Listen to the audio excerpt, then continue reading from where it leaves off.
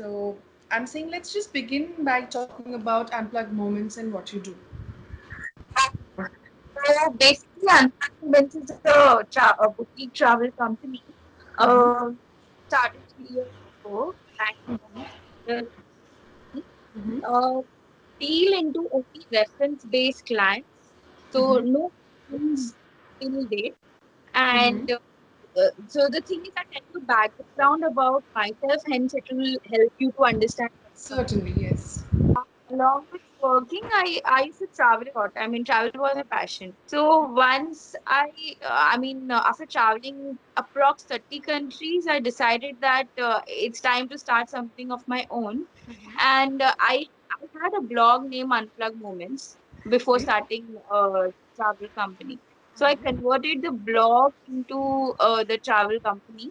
And hence, that is how it all started around 3 years ago. So I had absolutely no background about travel industry, but it's kind of like converting the passion and slowly learning on the go. So we specialize in road trips, self-driven road trips across Europe and Asia, and that is our USP, and hence it is completely customized. So road trips or Right. otherwise also any other particular, for example, moon trip, for example, even that is totally customized and every detail as per what is the client requirement. We plan the itinerary starting from itinerary, bookings, and everything required for the travel. So, so hence we don't cater to masses, but specific based clients, which are kind of sure to close. So how were things looking before the outbreak happened? What were your plans for the year? So it was really nice. To, 2019 was really good. I I know that for industry, I think it was very very okay kind of a year. But for me, it was going great because I generally cater to youngsters. So my clientele is youngster, and they don't really need any particular month or any particular time to travel. And being youngsters, I mean, there are a lot of marriages at particular age. So it was really, really great. And I had at least 4 to 5 clients traveling till May. It's like bookings were done and everything finalized. And majorly, we cater to luxury end. So even if it is 4 to 5 bookings, the volume is, I mean, in terms of conversion or in terms of amount, it is a good amount. So that I mean, 2020 was looking good because there were a lot of plans that were supposed to get closed by say like Jan Feb, which was ongoing. It takes time because we customize, so planning and then having meetings with the client and all. So once this outbreak happened, everything was sidelined. And, of course, I mean, it is very obvious people were scared to travel international. So initially, what they thought they will travel domestic because the epidemic was not so much in India but international. But Right. gradually, when things started getting worse in India as well, so everything completely, even domestic people started canceling. So there were a lot of cancellation. Even till date, there are bookings that are for June, July that are on hold, but there are full chances that they might get cancelled because they are scared. Even if the things are clear, but still they don't want to travel for at least a month or so. Post things are clear, and also there's other thing that is happening is salaries are being affected and economically. So their plans are now changing according to salary ho gaya ya economic situation. So that is also in terms of travel. So, what was your first reaction when the lockdown happened, and how did you handle the situation? So first was definitely there are a lot of calls and messages coming for what is the situation? Should we travel? Should we not travel?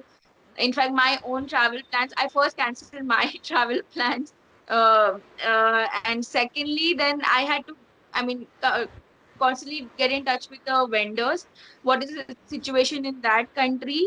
And secondly, it was it was like accepted that for few months at least there is not going to be business, and it was a shock. And uh, it, there's nothing that we can do, nothing that has affected only my company, it's entire industry.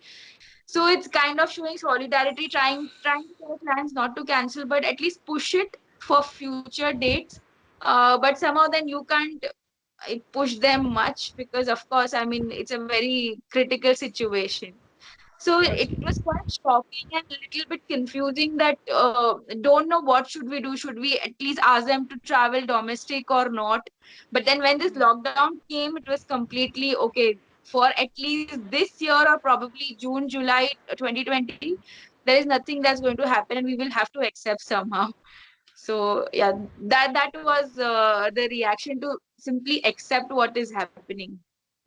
I understand. I mean, I think everything has come to a standstill. Of course, travel and tourism remains the most affected, but I mean, all the industries across different sectors have come to a standstill. So, how are you working currently? Are you working from home? Are you working on some new ideas?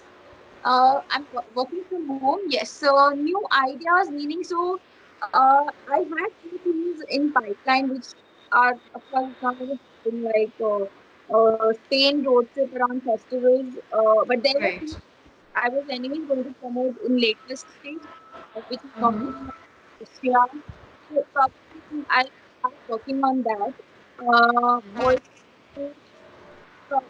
in doing like a virtual uh, Right. uh, kind of you can, for example, I had been to Russia, or a few of my clients had been to Russia, for example. So if we can put on Instagram or Facebook, showing them stories, so that for future we can start building clients and building destinations for them. So that is Mm-hmm. what something, because otherwise even if I start promoting any destination, nothing is going to sell at the moment, it's going to be Mm-hmm. waste. So instead we can just start showing them pictures or videos and all, that okay, this is one of the destination, probably whenever it is open you can think about it, or it gets registered in their mind. So that is a thing that I'm thinking about. I mean, it's in my mind to try to do that. So, just coming back to again the tourism industry in particular, do you think the government can do something to help all of you guys, or maybe probably some tax reductions or some GST adjustments, or anything that you would want the government to do? Yeah, I think TDS 5%. There was a tax that had just come like 5%, and then they had I think taken it back, if I'm not wrong. I'm still yet to verify on that, but that was supposed to be applied from April 1st, and I think that they have cancelled. But yes, definitely they can help with the GST, or in terms of some kind of tax reform, or some kind of reduction in some price, that will be helpful, because um I'm not sure. I mean, there are extremes. Once everything is open, either the prices are going to shoot up because everything has suffered, so even they want to make, I mean, you know losses come karna hai, or probably the prices are low to bring back people. So if the prices are low, we can push that. But if it is on the higher side, nothing can be done. We still screwed up. So probably taxes can help. That is one thing we can say. So you of course talked of speaking of the stories or putting the stories of your previous trips just to inspire that feeling Yeah. wanderlust and that the zeal to travel again. So Yes. what are you investing in digital marketing plans, or are you taking to social media? What's your gangway there?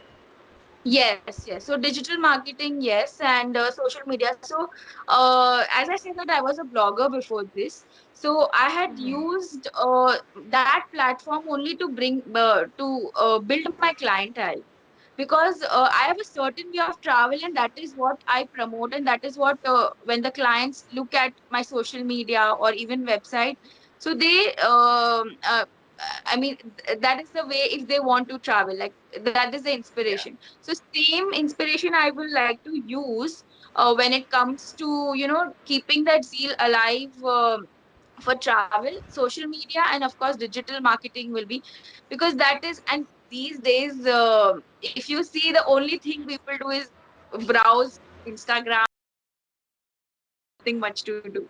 So that will be kind of helpful. So Yes, it's yes. like a win-win situation there. I know, I certainly understand that. So, just coming to the last part of the interview, two things. The first would be any message for your industry colleagues who are in the same business about how to cope with the current situation. I think there is nothing much that we can do except if you have some ideas to keep that fire alive in customers for or probably like a kind of a personal touch, like sending messages that I hope, I mean, if you have a clientele, like this one-to-one relation, Yeah, that will help in future because they will come back to you. And apart from that, I think everybody's together in this. So I certainly. think it will be difficult for a while, but I'm sure it's going to be fine. Probably 2 or 3 months. So let's be Yeah. positive. That's the only thing Yes, you can I do. know. Even we here at Travel News Digest believe in that, which is why we are doing this outreach program. And lastly, just any message to the travelers, anything that you would like to tell them. Yeah, definitely. So I'm sure travelers are like, being a thorough traveler, it's very difficult to stay at a place for almost 2 months, 3 months. So I'm sure you just want to travel once you are, once everything is over and done. And definitely there are destinations to look forward and different kind of trips that can be done. So probably it's a right time to save and then you can splurge when everything is over and then just chill, relax wherever you want to go.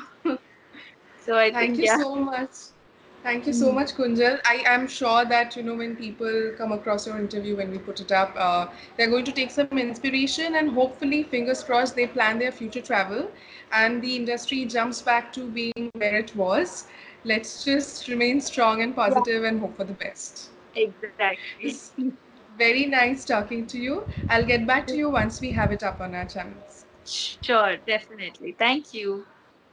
Have a good day, Bye. Kunjal. Bye Same to bye. you. Take